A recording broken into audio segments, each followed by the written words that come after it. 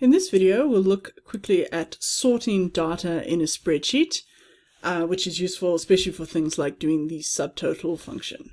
So it's useful to have column headings, but not necessary because you can just sort by the column A, B, C, D, etc.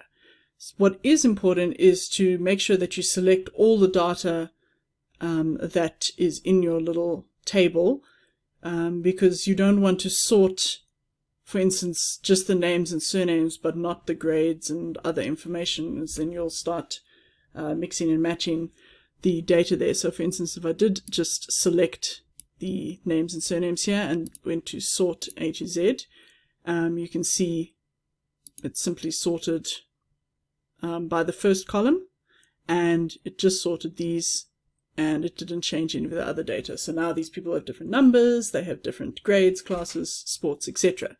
So I'm going to undo that.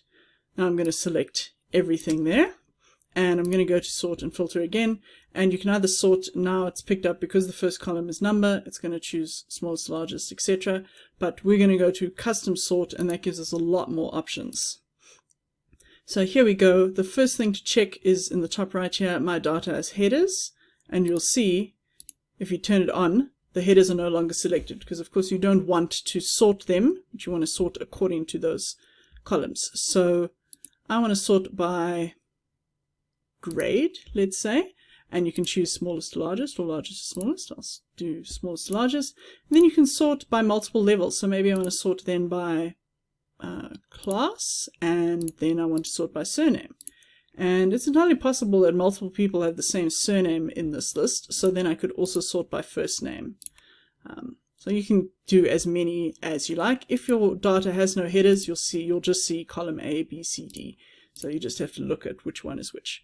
And then if you click on OK, it will do the sort, and now you can see it's got all the grade 11s first, then it's got the grade 12s, and then it's got the class AAA, B, C, D, E, etc. And then it's sorted them alphabetically. So it doesn't look alphabetical, but it's alphabetical within one class, as you can see here.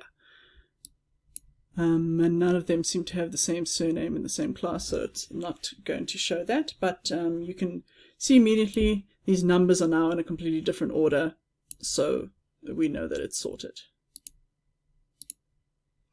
If you do try and sort data that's got data next to it, then Excel should give you this warning to either continue and just sort the numbers or expand the selection so that you can sort all the data to prevent the problems like I showed earlier.